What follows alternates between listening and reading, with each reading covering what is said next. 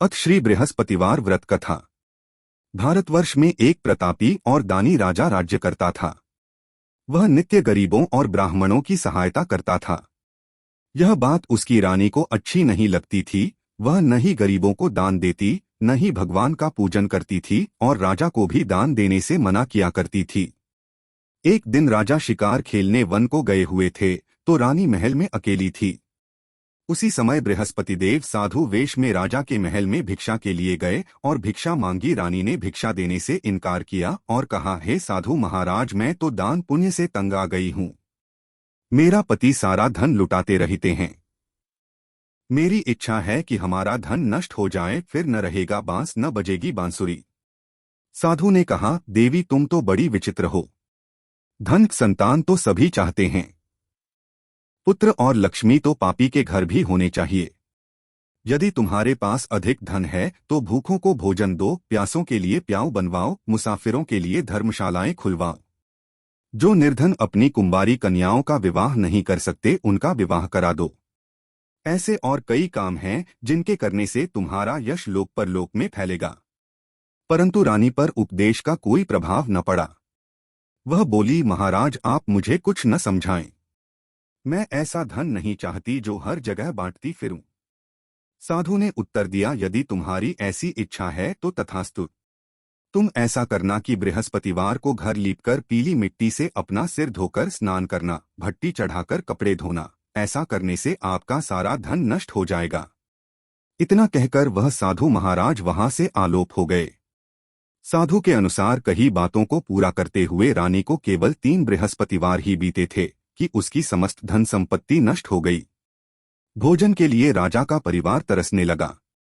तब एक दिन राजा ने रानी से बोला कि हे रानी, तुम यहीं रहो, मैं दूसरे देश को जाता हूँ, क्योंकि यहाँ पर सभी लोग मुझे जानते हैं। इसलिए मैं कोई छोटा कार्य नहीं कर सकता। ऐसा कहकर राजा परदेश चला गया। वहां वह जंगल से लकड़ी काटकर लाता और शहर में बेचता। इस तरह वह अपना जीवन व्यतीत करने लगा। इधर राजा के परदेश जाते ही रानी और दासी दुहखी रहने लगी। एक बार जब रानी और दासी को 7 दिन तक बिना भोजन के रहना पड़ा तो रानी ने अपनी दासी से कहा, हे दासी, पास ही के नगर में मेरी बहन रहती है। वह बड़ी धनवान है। तू उसके पास जा और कुछ ले आ, ताकि थोड़ी बहुत गुजर-बसर हो जाए। दासी रानी की बहन के पास गई। उस दिन गुरुवार था और रानी की बहन उस समय बृहस्पतिवार व्रत की कथा सुन रही थी। दासी ने रानी की बहन को अपनी रानी का संदेश दिया, लेकिन रानी की बड़ी बहन ने कोई उत्तर नहीं दिया। जब दासी को रानी की बहन से कोई उत्तर नहीं मिला तो वह बहुत दुखी हुई और उसे क्रोध भी आया। दासी ने वापस आकर रानी को सारी बात बता दी। सुनकर रानी ने अपने भाग्य को कोसा। उधर रानी की बहन ने सोचा कि मेरी बहन की दासी आई थी, परंतु मैं उससे नहीं बोली, इससे वह बहुत दुखी हुई होगी। कथा सुनकर और पूजन समाप्त करके वह अपनी बहन के घर आई और कहने लगी, हे बहन, मैं बृहस्पतिवार का व्रत कर रही थी। तुम्हारी दासी मेरे घर आई थी, परंतु जब तक कथा होती है तब तक न तो उठते हैं और न ही बोलते हैं, इसलिए मैं नहीं बोली। कहो दासी क्यों गई थी? रानी बोली, बहन तुमसे क्या छिपाऊं, हमारे घर में खाने तक को अनाज नहीं था। ऐसा कहते कहते रानी की आंखें भर आई। उसने दासी समेत पिछले 7 दिनों से भूखे रहने तक की बात अपनी बहन को विस्तार पूर्वक सुना दी। रानी की बहन बोली, देखो बहन, भगवान बृहस्पति देव सबकी मनोकामना को पूर्ण करते हैं। देखो शायद तुम्हारे घर में अनाज रखा हो। पहले तो रानी को विश्वास नहीं हुआ, पर बहन के आग्रह करने पर उसने अपनी दासी को अंदर भेजा तो उसे सचमुच अनाज से भरा एक घड़ा मिल गया। यह देखकर दासी को बड़ी हैरानी हुई। दासी रानी से कहने लगी, हे रानी, जब हमको भोजन नहीं मिलता तो हम व्रत ही तो करते हैं, इसलिए क्यों न इनसे व्रत और कथा की विधि पूछ ली जाए ताकि हम भी व्रत कर सकें। तब रानी ने अपनी बहन से बृहस्पतिवार व्रत के बारे में पूछा। उसकी बहन ने बताया, बृहस्पतिवार के व्रत में चने की दाल और मुनक्का से विष्णु भगवान का केले की जड़ में पूजन करें तथा दीपक जलाएं, व्रत कथा सुनें और पीला भोजन ही करें। इससे बृहस्पति देव प्रसन्न होते हैं। व्रत और पूजन विधि बताकर रानी की बहन अपने घर को लौट गई। 7 दिन के बाद जब गुरुवार आया तो रानी और दासी ने व्रत रखा। घुड़साल में जाकर चना और गुड़ लेकर आईं। फिर उससे केले की जड़ तथा विष्णु भगवान का पूजन किया। अब पीला भोजन कहाँ से आए, इस बात को लेकर दोनों बहुत दुखी थे। चूंकि उन्होंने व्रत रखा था इसलिए बृहस्पति देव उनसे प्रसन्न थे। इसलिए वे एक साधारण व्यक्ति का रूप धारण कर 2 थालों में सुंदर पीला भोजन दासी को दे गए। भोजन पाकर दासी प्रसन्न हुई और फिर रानी के साथ मिलकर भोजन ग्रहण किया। उसके बाद वे सभी गुरुवार को व्रत और पूजन करने लगी। बृहस्पति भगवान की कृपा से उनके पास फिर से धन संपत्ति आ गई, परंतु रानी फिर से पहले की तरह आलस्य करने लगी। तब दासी बोली, देखो रानी, तुम पहले भी इस प्रकार आलस्य करती थी, तुम्हें धन रखने में कष्ट होता था, इस कारण सभी धन नष्ट हो गया, और अब जब भगवान बृहस्पति की कृपा से धन मिला है तो तुम्हें फिर से आलस्य होता है।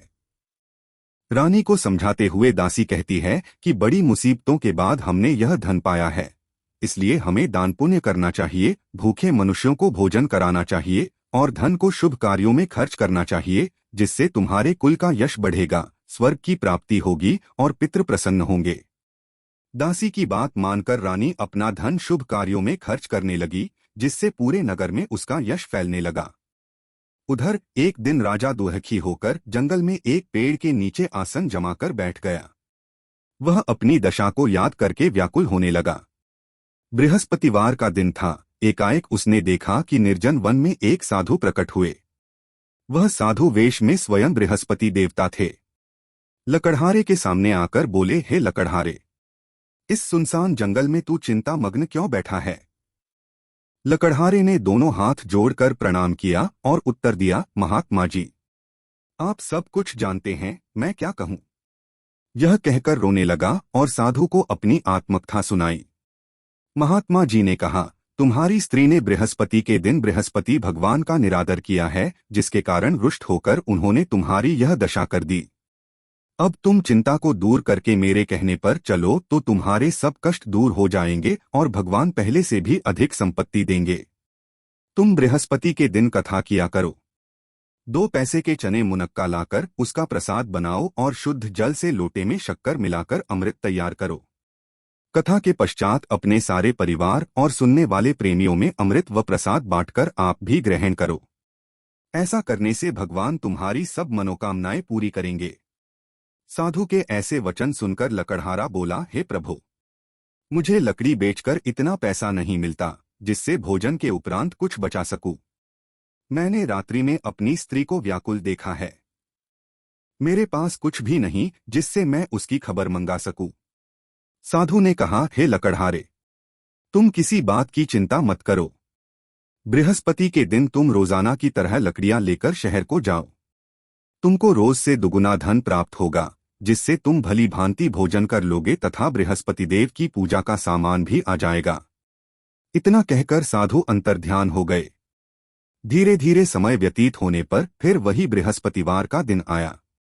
लकड़हारा जंगल से लकड़ी काटकर किसी शहर में बेचने गया। उसे उस दिन और दिन से अधिक पैसा मिला। राजा ने चना गुड़ आदि लाकर गुरुवार का व्रत किया। उस दिन से उसके सभी क्लेश दूर हुए, परंतु जब दोबारा गुरुवार का दिन आया तो बृहस्पतिवार का व्रत करना भूल गया।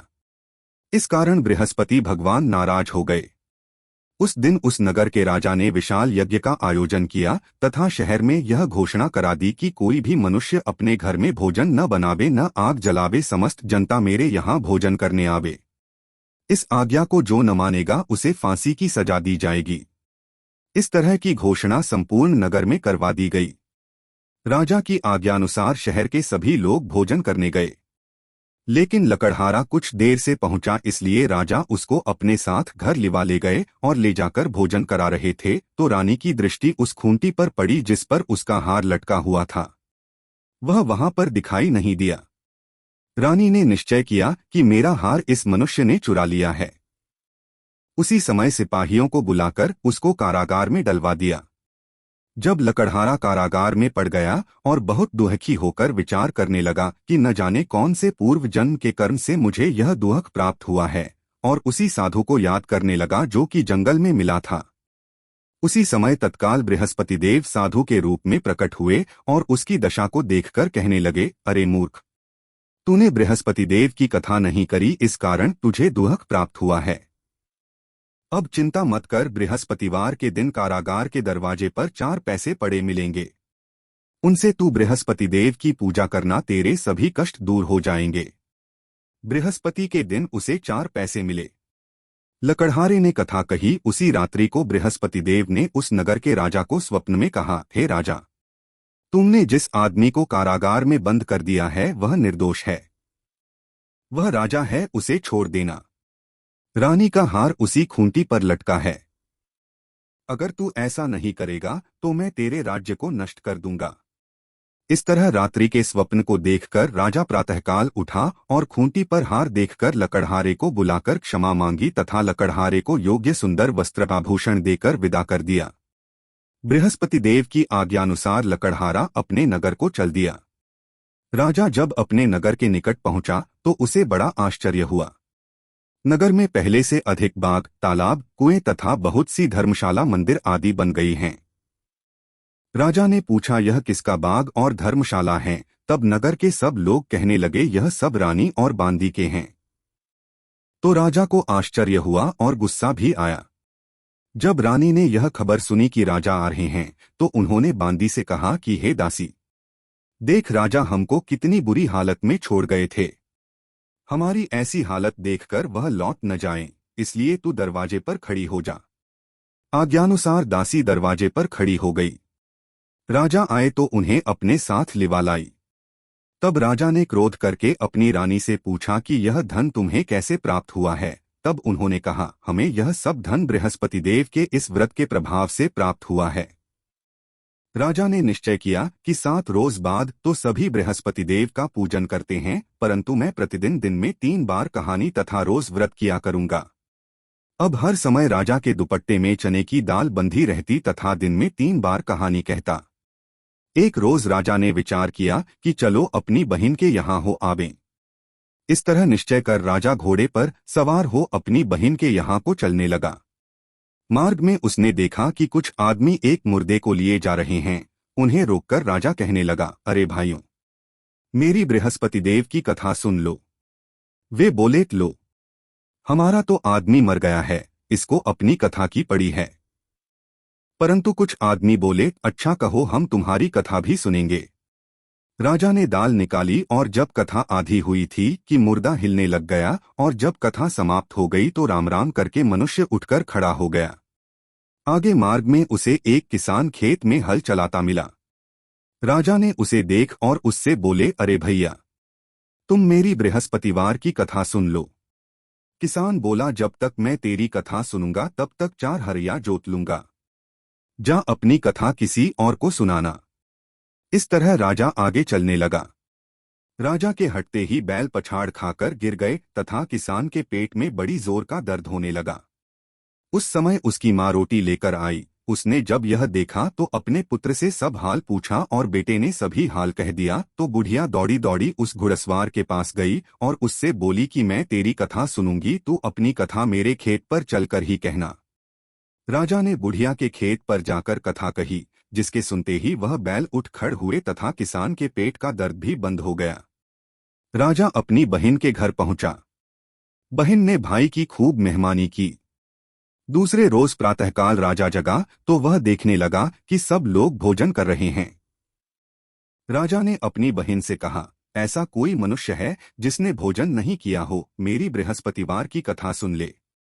बहन बोली, हे भैया, यह देश ऐसा ही है कि पहले यहाँ लोग भोजन करते हैं, बाद में अन्य काम करते हैं। अगर कोई पड़ोस में हो तो देखाऊं। वह ऐसा कहकर देखने चली गई, परंतु उसे कोई ऐसा व्यक्ति नहीं मिला जिसने भोजन न किया हो। अतः वह एक कुम्हार के घर गई जिसका लड़का बीमार था। उसे मालूम हुआ कि उनके यहाँ 3 रोज से किसी ने भोजन नहीं किया है।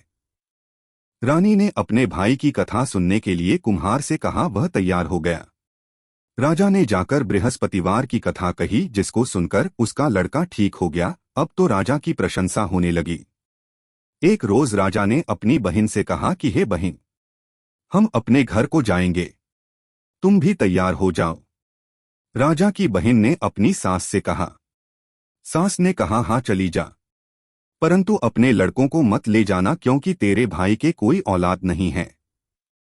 बहन ने अपने भैया से कहा, हे भैया, मैं तो चलूंगी पर कोई बालक नहीं जाएगा। राजा बोला, जब कोई बालक नहीं चलेगा तब तुम ही क्या करोगी। बड़े दुखी मन से राजा अपने नगर को लौट आया। राजा ने अपनी रानी से कहा, हम निर्वंशी हैं, हमारा मुंह देखने का धर्म नहीं है और कुछ भोजन आदि नहीं किया। रानी बोली, हे प्रभु, बृहस्पति देव ने हमें सब कुछ दिया है, वह हमें औलाद अवश्य देंगे। उसी रात को बृहस्पति देव ने राजा से स्वप्न में कहा, हे राजा उठ, सभी सोच त्याग दे, तेरी रानी गर्भ से है। राजा की यह बात सुनकर बड़ी खुशी हुई। 9वें महीने में उसके गर्भ से एक सुंदर पुत्र पैदा हुआ। तब राजा बोला, हे रानी, स्त्री बिना भोजन के रह सकती है पर बिना कहे नहीं रह सकती। जब मेरी बहन आवे तुम उससे कुछ कहना मत। रानी ने सुनकर हाँ कर दिया। जब राजा की बहन ने यह शुभ समाचार सुना तो वह बहुत खुश हुई तथा बधाई लेकर अपने भाई के यहाँ आई। तभी रानी ने कहा, घोड़ा चढ़कर तो नहीं आई, गधा चढ़ी आई। राजा की बहन बोली, भाभी, मैं इस प्रकार न कहती तो तुम्हें औलाद कैसे मिलती। बृहस्पति देव ऐसे ही हैं, जैसी जिसके मन में कामनाएं हैं सभी को पूर्ण करते हैं। जो सद्भावना पूर्वक बृहस्पतिवार का व्रत करता है एवं कथा पढ़ता है अथवा सुनता है, दूसरों को सुनाता है, बृहस्पति देव उसकी सभी मनोकामना पूर्ण करते हैं। बृहस्पतिवार व्रत कथा के बाद श्रद्धा के साथ आरती की जानी चाहिए। इसके बाद प्रसाद बांटकर उसे ग्रहण करना चाहिए। भगवान बृहस्पति देव उसकी सदैव रक्षा करते हैं। संसार में जो मनुष्य सद्भावना से भगवान जी का पूजन व्रत सच्चे हृदय से करते हैं तो उनकी सभी मनोकामनाएं पूर्ण करते हैं।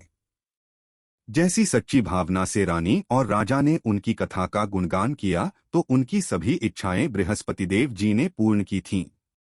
इसलिए पूर्ण कथा सुनने के बाद प्रसाद लेकर जाना चाहिए। हृदय से उसका मनन करते हुए जयकारा बोलना चाहिए। बोलो बृहस्पति देव की जय, भगवान विष्णु की जय।